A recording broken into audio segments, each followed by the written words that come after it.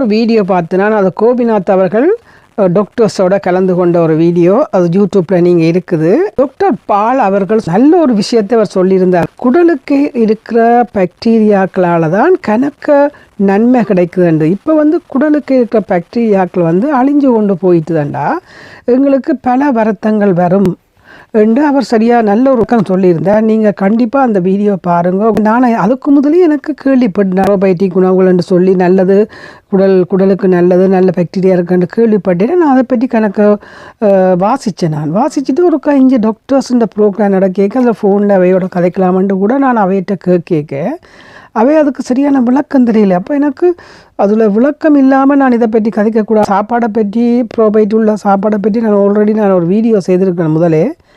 அதை பற்றி நான் தேடிக்கொண்டே இருந்தேன். நான் அந்த டாக்டர் அப்படியே போட்டு உடைச்சிட்டார். குடலுக்கு நீங்கள் பாக்டீரியாக்களை உருவாக்கி கொண்டிருக்கணும். அது இறந்தால் கூட இந்த ப்ரோபயோட்டிக் சாப்பாடுகள் சாப்பிட புளிச்ச இப்போ இந்தியா இலங்கையை பொறுத்தவரையில் இட்லி, தோசை, மற்றது தயிர்கள், உருவான்னு சொல்லி அதுகளுக்குள்ள ப்ரோபயோட்டிக் இருக்குது புளி சாப்பாடில்.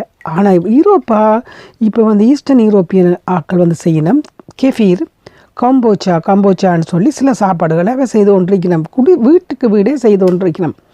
அதை பற்றியே நான் வீடியோக்களை பார்த்துட்டு நான் அந்த பாக்டீரியாக்களை வாங்கி அமேசானில் வாங்கி இப்போ ஒரு 4-5 வருஷத்துக்கு முதலே நான் செய்ய தொடங்கிட்டேன். அது பேர் அந்த பாக்டீரியா இறந்துட்டுது. அதுக்கு பிறகு இப்போ புதுசாக நான் 2 பாக்டீரியாவை வாங்கி செய்திருக்கிறேன். அது சம்மந்தப்பட்டதை நீங்கள் என்ன செய்யணும்னா இப்போ நான் சொல்கிறத விட நீங்கள் யூடியூப்பில் பார்த்து எப்படி செய்கிறேன்னு வீடியோ இருக்குது. நாங்கள் செய்கிற இப்போ பாக்டீரியாவை பார்சலில் எடுத்த நாங்கள் அந்த பாக்டீரியாண்ட அதுக்குள்ளே அந்த பேப்பர்லேயே போட்டிருக்கு. நம்ம இப்படி செய்கிற விவரத்தை நான் போட்டுக்கிறேன். செய்கிறதா இருந்தால் 1.5 லிட்டர் தண்ணியில் ஒரு 6 பேக்கெட் தேயிலையும் போட்டு 150 கிராம் சுகரையும் போட்டு நாங்கள் ஆற வச்சுட்டு அந்த தண்ணிக்குள்ளே இந்த பாக்டீரியா போட்டு ஒரு போத்துலாம் போடணும். போத்துல போட்டுட்டு கவர் பண்ணிவிட்டு ஒரு 15 நாள் வைக்கணும். 15 நாள் எப்போ நீங்கள் எடுத்தீங்கன்னா அது அப்படி ஒரு ப்ரோபயோட்டிக் அதில் இருக்குது அந்த பாக்டீரியாக்கள்.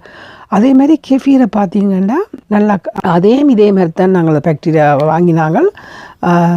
அதுவும் ஈஸி நீங்கள் செய்கிறது. வீட்டுக்கு நீங்கள் செய்துட்டிங்கன்னா கடையில் வாங்க தேவையில்லை தானே. பச்சை பாலுக்குள்ள இந்த பாக்டீரியாவில் ஒரு எவ்வளோ நாங்கள் வாங்கினதில் அதுலேயே இருக்கும் எவ்வளோ பால் விடணுமெண்டு. நீங்கள் விட்டுட்டு ஒரு 2 நாள் வச்சுட்டிங்களாண்டா கெஃபீர் வந்துடும். பிளாஸ்டிக் தான் பாவிக்கணும். கரண்டி என்றாலும் தீவடி என்றாலும் பிளாஸ்டிக். ஏன்னா அந்த மெட்டலில் அந்த பாக்டீரியாவை இறந்துடுமா. அதால் நாங்கள் பிளாஸ்டிக்கில் இப்போ என்ன செய்யணும், பாலை அப்படியே வடித்து அதுக்குள்ளே அப்படி இந்த கெஃபீரை பார்க்க தெரியும். அப்படி கட்டியாக இருக்கும். அதை திருப்பி அந்த போத்தலுக்க போட்டுட்டு திருப்பி அடுத்த நாளுக்கு நாங்கள் பாலை போட்டு ஒரு 2 நாள் விட்டோம்னா அது கெஃபீர் வந்துடும். இது என்ன செய்யுமெண்டா தொடர்ந்து வளர்ந்து கொண்டிருக்கும். அதேமாதிரி தான் கம்போச்சாவை நாங்கள் போட்டு இப்போ 15 நாளுக்கு பிறகு இப்போ தான் எடுத்து குடிச்சினாங்க. பாக்டீரியாவுக்கு பேர் ஸ்கூபி அண்டு. அந்த ஸ்கூபி நாங்கள் போட்டது இன்னொரு ஸ்கூபி ரவுண்டாக வளர்ந்துருக்குது. தொடர்ந்து நாங்கள் போட ஸ்கூபி வளர்ந்து கொண்டிருக்கோம். நீங்கள் வேறு ஒரு போத்தலுக்க போட்டு திருப்பி கூட செய்து வைக்கலாம். இதை நீங்கள் ஃப்ரிட்ஜுக்குள்ள அதை வடிச்செடுத்து வச்சிங்கன்னா அது மாதக்கணக்கில் இருக்கும். ஒரு கொஞ்சம் அளவுக்கு மிஞ்சி குடிக்காமல் ஒரு டீ கப்பில் குடிச்சு கொண்டு வந்தீங்கன்னா உங்களுக்கு வயிற்றுக்குள்ளே இருக்க பாக்டீரியாக்கெல்லாம் கூடிட்டுண்டா அதோட எத்தனையோ நோய்களுக்கு மறந்தால் எனக்கு இது முழுக்க தெரியாது. ஆனால் நான் இதை சம்மந்தப்பட்டதை அறிஞ்சு அது சம்மந்தப்பட்டதை செய்ய வேணும். அதை பற்றி அறிஞ்சு நான் தொடர வேணுமென்றதுக்காக